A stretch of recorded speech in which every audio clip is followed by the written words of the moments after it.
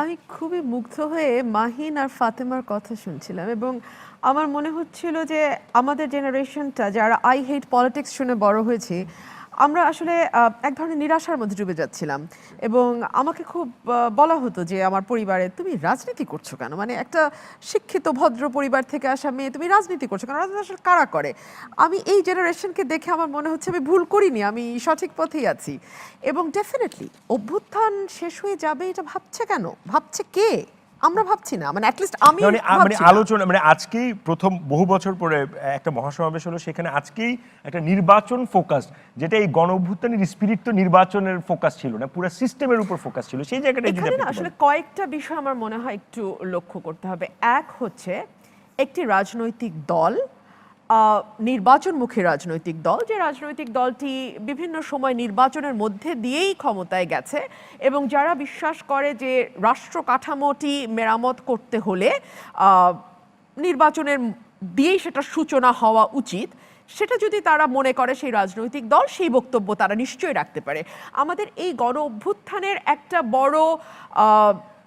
Stake কিন্তু ছিল যে আমরা আমাদের মতটাকে স্বাধীনভাবে প্রকাশ করতে পারবো। সেই রাজনৈতিক দল যদি সেটা বিশ্বাস করে, সেই রাজনৈতিক দল ডেফিনেটলি একটা সময় বলতে পারে 30 দিনের মধ্যে বা অ্যাজ সুন অ্যাজ পসিবল। তারপরে আমি যতদূর লক্ষ্য করেছি আমাদের মহাসচিব কিন্তু বলেছেন, বিএনপির মহাসচিব কিন্তু বলেছেন যে এটা একেবারে খুব রিজিড কিছু না, ইট ইজ ফ্লেক্সিবল, আলাপ আলোচনার মধ্যে দিয়েই হবে।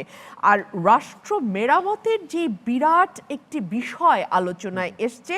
এই বিষয়টি না এত গভীর এবং এত ব্যাপক যে এটি আসলে কোনো একটি বিশেষ গোষ্ঠী বা কোনো একটি বিশেষ অংশ সমাজের তাদের পক্ষে সম্ভব নয়। এটা আসলে সকলকে মিলিতভাবেই এই কাঠামোটি তৈরি করতে হবে এবং আমাদের জুডিশিয়ারি থেকে শুরু করে অ্যাডমিনিস্ট্রেশন থেকে শুরু করে আমাদের শিক্ষা, স্বাস্থ্য, প্রতিটি খাত, যেটা রেজা ভাই বলছিলেন যে প্রতিটি খাতে এত গভীর ক্ষত তৈরি হয়েছে যে এই ক্ষতগুলোকে মেরামত না করতে পারলে না সত্যিকারের রাষ্ট্র মেরামতের যে কথাটি, যে দাবিটি উঠেছিল সেই পুরাতন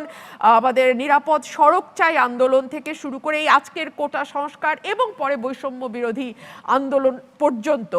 এই ব্যাপক যেই মেরামতের কথা বলা হচ্ছে সেটি অনেক বেশি বিস্তৃত এবং বিএনপি মনে করছে, যেহেতু বিএনপি বাংলাদেশের সবচেয়ে বৃহৎ রাজনৈতিক দল এবং এই দলটির আসলে গত 17 বছর কিন্তু নানান রকম নিবর্তনের মধ্যে দিয়ে গেছে। আমরা তো 1 মাসে শেখ হাসিনার ভয়াবহতাটা দেখেছি এবং এই 17 বছর বিএনপির চেয়ারপারসন থেকে শুরু করে একেবারেই ওয়ার্ড লেভেলের কর্মী পর্যন্ত, ইউনিয়ন লেভেলের কর্মী পর্যন্ত প্রত্যেকেই কিন্তু নানান রকম বিভৎসতার মুখোমুখি হয়েছে। এই জায়গাটা থেকে আসলে দল গোছানো, নেতাকর্মীকে উজ্জীবিত করা এবং একটা তো আসলে রোড ম্যাপ ডিক্লেয়ার করতে, একটা তো রোড ম্যাপ দিতে হয়, কর্মীদের সামনে তো একটা রোড ম্যাপ দিতে হয়। সেই জায়গা থেকে আসলে নানান রকম বক্তব্য এসছে এবং এটা আসাটাই স্বাভাবিক এবং একটা সুস্থ রাজনৈতিক পরিবেশে এটাই হওয়ার কথা বলে